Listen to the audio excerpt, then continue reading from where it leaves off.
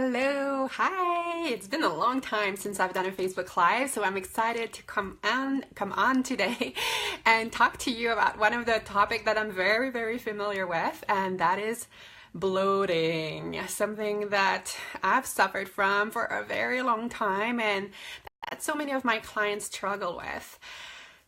And today we're going to talk about what does it mean, what's happening, what are the causes of bloating, and what are the consequences of bloating, because yes, it's not just, for many people, bloating is just part of their life and they think they just gotta live with it, but it actually means that there's something deeper going on within the digestive system that needs to be addressed, because there are consequences to bloating. And then I'll give you my 5 best tips to get rid of bloating. But first, who am I? Yeah, I'm Aglaé Jacob. I'm a registered dietitian. I'm also the author of the book Digestive Health with Real Food. There's also a companion cookbook with the same name with lots of recipes. And actually my first book, Digestive Health with Real Food, the first edition was released in 2013. So it's 5-year anniversary, and sneak preview, we'll have a second edition that I've been working really hard on, as well as a team of with my publisher, editors. We've created new recipes, taken new photographs, a lot of beautiful graphic design work inside of it. So the second edition will be coming out on April 1st, and it's already available to pre-order on Amazon if you're interested. So, and I still haven't gotten my advance copy, but as soon as I get it, I'll be showing you what it looks like. But first, let's talk about bloating today. So bloating is such a common symptom, and I have my notes here, very messy notes, but I just want to make sure that I talk about all the important things there is to know about bloating. So first, what does it mean where we're bloated? What is the cause of bloating? Well, it could be 3 things. It could be that you're not digesting or absorbing your food properly. It can be that some of the food you're eating is causing inflammation or damaging your gut. Or it could be that your gut flora is out of balance and therefore fermenting the food in your gut before you even get a chance to digest and absorb that food. So that's the most common things: not being able to digest your food, the food that you eat causing inflammation, and then having a gut flora that is out of balance, which we can also call gut dysbiosis. Now, what is the flip side of that? What is the consequences of dealing with bloating on a regular basis? And by that, I mean like having bloating once in a while, maybe once a week or a couple of times a month is no big deal. But if you deal with bloating almost every day, then it's kind of a red flag that something else is going on in your gut that needs to be addressed. So the consequences of bloating, well, first, obviously, it causes discomfort. It can also cause pain and cramping in some situation to the extreme level. Another consequence is that it can cause you to not properly digest and absorb the very important nutrients that your body needs to function optimally. So to have enough energy and do all of the work that your body is supposed to do on a daily basis. And the third consequences of bloating is that if you have a lot of those those food and food particles in your gut that are not properly digested and absorbed, then it's very likely that it can become food for the bacteria in your gut. And yes, we need some of that to a certain level, but if you have a lot of bloating and digestive issues, maldigestion, I guess would be a better word, then that can feed a gut dysbiosis, that can promote an imbalance or overgrowth within your gut flora, which can then be called SIBO, or small intestinal bacterial overgrowth, or it can be a yeast overgrowth, like Candida overgrowth is the most common one that we hear about. So having addressed that, let's now move on to the 5 best tips that I have for you today to help get rid of the bloat. So the first one may sound a little bit different than what you would expect, but it's actually to have a meal ritual. because for most of us, we tend to eat in front of a computer, in front of our phone, with a lot of distraction. And that's not very helpful for our body to get into digestive mode. Our body, we spend most of our day in fight or flight mode, which is the sympathetic nervous system mode. And that is not really compatible with proper digestion. So what we need to do, we need to send our body some cues that it's time to eat, it's time to digest and absorb our food and activate the parasympathetic nervous system. And some of the best way to do that is to just slow down, sit down and eat with as little distractions as possible. It might be even helpful to say a few gratitudes, whether you say it out loud or in your head, like what are you grateful for? Maybe 3 things that you can list to really, because gratitude, feeling grateful, is one of the best ways to activate the parasympathetic nervous system, which is the nervous system that is most compatible with optimal digestion. Or taking 4 square breaths or any kind of deep breathing work that you enjoy doing is really, really good to activate your digestive system and help you better digest and absorb the food in the meal you're going to eat. And the 4 square breath, if that's something you want to try, it's very, very simple. All you need to do is inhale for 4 counts, hold it in for 4 counts, exhale for 4 counts, and hold it for 4 counts. And you repeat it, it's like a little square. We repeat that 4 times. 4 count for each side, and that has been proven to really shift your body from sympathetic fight or flight mode into parasympathetic or rest and digest mode, which is where we want to be. So that's tip number 1.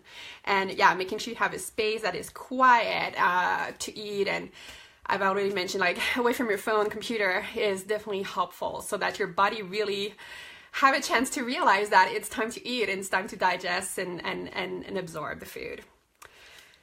The second tip would be to chew properly, and we hear that one all the time. I don't actually encourage my clients to chew and count like 31 times or whatever the number is. I think that actually turns us away from being mindful of the food we're eating. Actually, I really hate doing it, so I will never recommend doing something that I actually don't do or don't like doing. But yes, it's important to remember that our stomach doesn't have any teeth, so we cannot just swallow our food whole and expect it to be digested and absorbed properly. And if we don't chew enough, then there's a higher likelihood of us having bloating as a result. So really trying to chew, just trying to pay a little bit more attention and be more mindful as you eat.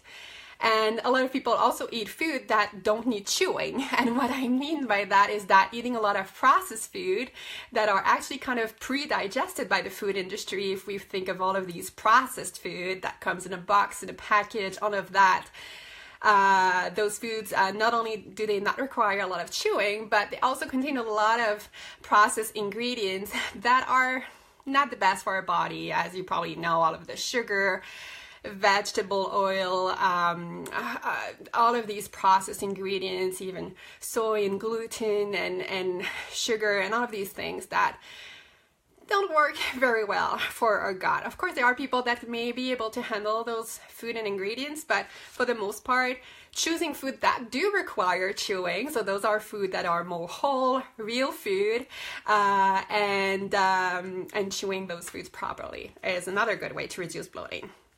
Tip number 3 is to avoid grazing. I see so many people not eating big enough and balanced meal so that they need to eat like every 1 or 2 hours all day long, and that actually never gives the digestive system a break, never gives the digestive system a chance to relax and heal and do all of these things that it needs to do in between meals. So I really encourage my clients to work on having 3 balanced meal with adequate serving size. And to have balanced meals, it's simply, what we need is a combination of protein and healthy fats and some carbohydrates that work well with our body. And those are things that I definitely go into more detail in my book, Digestive Health with Real Food, and some vegetables or fruits and plant-based foods like that. So So yeah, having those more balanced meals doesn't mean that you cannot have a snack, but avoiding grazing, which is very different than having balanced meals and snacks as needed, because grazing is not very helpful for the digestive system to know when it has to work and doesn't give it a break to heal and take a break in between meals. Number 4 is to look into stomach acid. A lot of people are afraid of stomach acid because we've been taught that it leads to reflux and heartburn and all of these bad things, but it's actually the opposite. A lot of people with acid reflux and those kind of digestive issues have too little stomach acid, because we need enough acidity in the stomach to tell the sphincter at the top of the stomach, called the LES, or lower esophageal sphincter, to tighten after we eat. So a few tips to help you have enough acidity in your stomach and therefore have less bloating as a result, because stomach acidity is just so crucial and key in properly digesting the food you eat. So one really simple thing you can do is to avoid drinking too much liquids closer to your meal or with your meals. You can also try taking apple cider vinegar, 1 or 2 tablespoons, in a little shot of water 5 to 10 minutes before a meal is really, really great and really helpful in optimizing the levels of acidity in your stomach so that you digest your food better and are much less likely to suffer from bloating as a result. For others, apple cider vinegar may not be enough, and supplementing with beta-HCl may be another option. And again, I go into more detail in my book, Digestive Health with Real Food. And just relaxing, just like the first step was to have a meal ritual and to really slow down around the time you eat. And that not only helps your whole digestive process, but more specifically, it helps you have enough acidity in your stomach as well. So that was tip number 4. And tip number 5 is to avoid sucking it in. Like, I see so many women especially that have been taught to suck their stomach in, or a lot of women are wearing very tight clothing. That puts a lot of pressure on the digestive system and prevents it from moving properly. And that then can cause bloating as a result if things are not moving as they should. I'm not an expert in that area, but if you want to learn more about those ideas, Katie Bowman is an awesome resource to go to. There are also some yoga positions, or also using a squatty potty to put your body in a position that's easier for proper elimination when having a number 2. That can all help with proper movement in your digestive system and releasing what you no longer need so that you're less likely to suffer from bloating. So that's it for today. I'll be doing a few more Facebook Live this month. It's actually the month of nutrition here, up here in Canada where I live. And it's a perfect timing since this coincides with the few weeks leading to the launch, or the relaunch rather, of edition number 2 of my book, Digestive Health with Real Food. So stay tuned for more details, more information of how you can improve your gut and your digestive health with real food. All right, so have a good rest of your day. Take care, everyone, and I hope you can all get rid of the bloat.